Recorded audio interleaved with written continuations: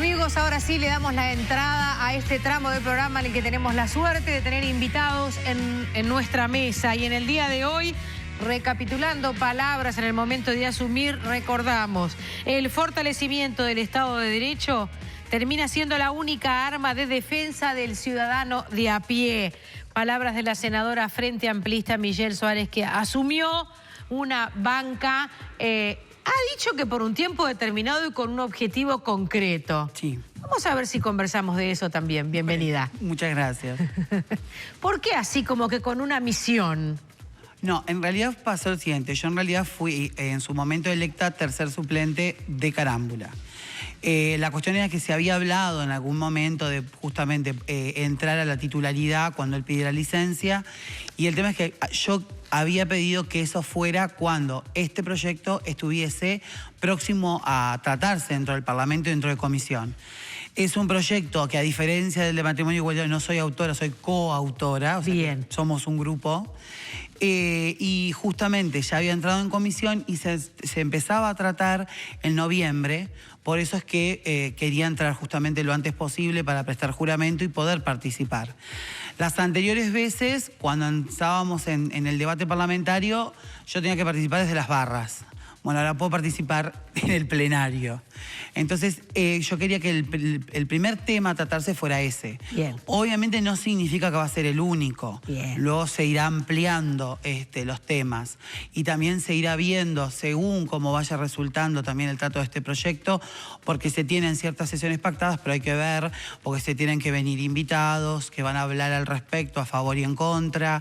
Tiene que ver cómo se vota en comisión, cómo pasa al plenario, o sea que todavía hay cosas para definir. Había dejado de tener visibilidad pública porque su responsabilidad en el gobierno anterior, en el Ministerio de Educación y Cultura, la teníamos como muy presente. Se estaba preparando. En realidad, o sea, yo tuve que hacer un cambio, y que en realidad fue una decisión que la maduré bastante, porque en realidad desde el 2010 para adelante yo siempre actué desde la sociedad civil. Exacto. Y si bien había muchos de mis compañeros que tenían una doble militancia, o sea, estaban en la sociedad civil y tenían una militancia político-partidaria de larga data, yo consideraba en aquel entonces que para poder entablar un diálogo con todos los partidos de lo que era un proyecto, todavía no se había convertido en ley vigente, permitía un diálogo diferente, que hubiese alguno de los interlocutores que tuviera un rol un poco más independiente o más técnico, o no tan directamente afiliado a la orgánica de un partido. Cuando llegó el año preelectoral, en realidad ahí surgió la interrogante, porque cuando hay cualquier proceso eleccionario nunca se sabe cuál va a ser el resultado final. Bien. Se pueden tener expectativas o se puede presuponer, especular al respecto.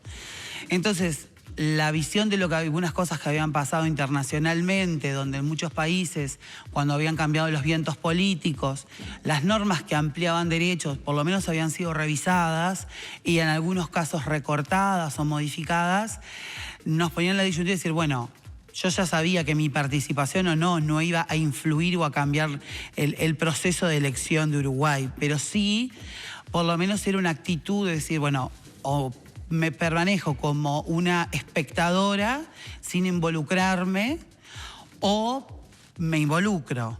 Y la cuestión es que, bueno, por lo menos el involucrarte, más allá que no, vuelvo a repetir, no iba a determinar un resultado, sí determina tu tranquilidad de conciencia. Por lo menos, o sea, en el trabajo de apuntalar lo que se había conseguido, se continuaba, pero implicaba un cambio de lugar. O sea, ya no desde un lugar tan independiente para pasar a estar dentro de la orgánica de un partido. Estamos hablando de tu condición de trans, por tu militancia. En realidad, tú llegaste allí por tu militancia, porque además sos abogada. Sí. No es que no se trata solamente de un reconocimiento a la militancia. Ayer quizás deberíamos estar hablando de que se incorporó la primera abogada a la bancada del Frente Amplio, ¿verdad? Sí. También, por supuesto. Sí, yo siempre planteo lo mismo, o sea, cuando alguien ocupa cualquier escaño parlamentario, hay como dos misiones. Una, que necesariamente el producto que emana del Parlamento, claro, en la mayoría de los casos, van a ser normas legales. Claro. O sea, van a ser leyes.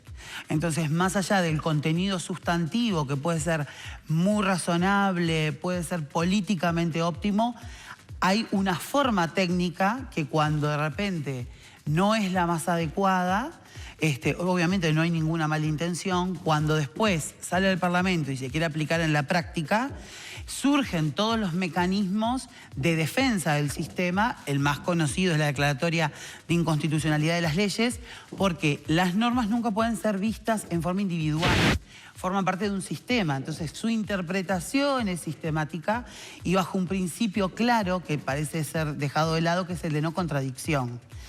Obviamente, las tareas de representación muchas veces son como las más sumas o las que llaman más la atención en alguien que ocupa un cargo parlamentario.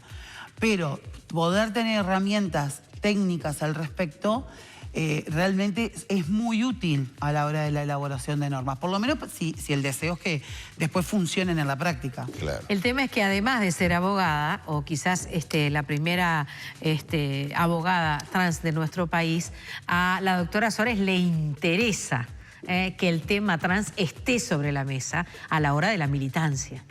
Sí, yo muchas veces, incluso yo recuerdo cuando recién comencé a trabajar, que lo primero me decían, bueno, pero no tenés por qué aclarar o en cada presentación que haces decir que sos una mujer trans. Porque las demás abogadas no plantean que son mujeres no trans, heterosexual. La cuestión es que en realidad es la única manera de visibilizar ciertos temas. Si uno habla en tercera persona de lo que le pasa a los otros, es como un espectador que mira una situación desde afuera. Es muy distinto cuando haces carne con lo que estás diciendo y hablas en primera persona. Yo, como mujer trans, me pasa tal y tal situación. Entonces se instala la agenda de necesidades específicas. Generalmente a mí me encantaría que un día, y tal vez no creo que lo vea, pero ojalá otras generaciones lo puedan vivir, de que sí lleguemos a un punto en que seamos posidentitarios, que ya no interesen nuestras identidades o nuestras orientaciones sexuales, pero no estamos en ese momento. Entonces, si el hecho de ciertas orientaciones sexuales o ciertas identidades apareja consecuencias desventajosas en el diario vivir y ellas tienen tanto peso para generar ese tipo de injusticias, pues bien, utilicémoslas políticamente. Utilicemos la fuerza que esas identidades tienen para instalar los temas.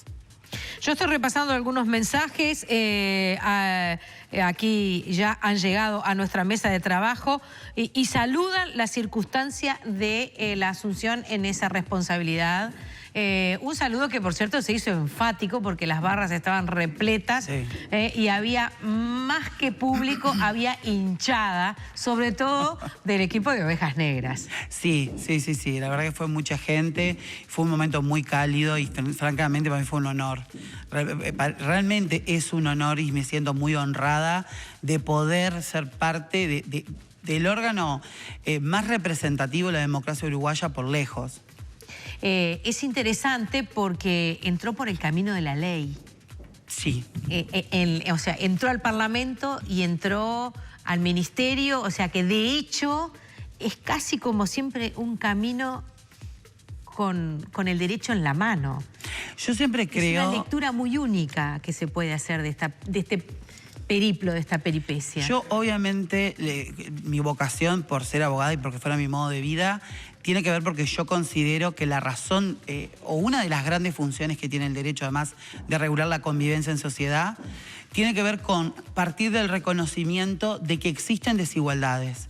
Desigualdades que existen y que preexisten, económicas, sociales, culturales, físicas, intelectuales. Lo que muchas veces hace la norma es tratar de partir de que esas existen y a quien está en desventaja elevarle las prerrogativas para que esté en una igualdad sustantiva y no meramente formal. Esa es una de las grandes funciones que tiene el derecho. Entonces, justamente creo que la concepción que a veces hay social de la ley o del ordenamiento jurídico en general es que está despegado de nuestra vida cotidiana, que es algo extraño, lejano, que no nos compete y que no nos influye. Yo siempre planteo el mismo ejemplo porque me parece que es claro.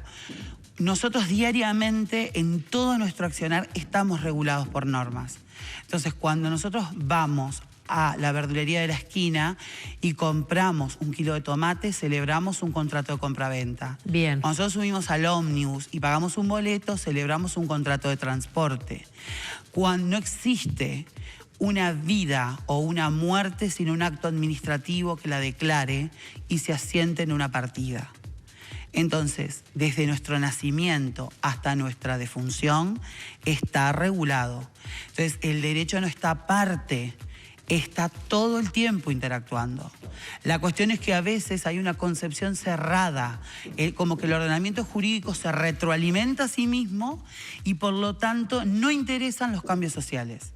Y en realidad la concepción del derecho es para regular la vida en común. Entonces necesariamente tiene que verse como un sistema abierto que tiene que ofrecer soluciones. Llegó a su banca y está compartiendo con nosotros hoy este programa. Felicitaciones, Michelle, dice Daniela Fontes. ¿Quién más que una mujer como vos pueda defender los derechos que les pertenecen a todas y todos? Porque hay mucha gente que todavía no entiende que somos todos iguales. Gracias a Daniela, seguimos adelante. Es breve la pausa y volvemos con nuestra invitada esta tarde y en casa.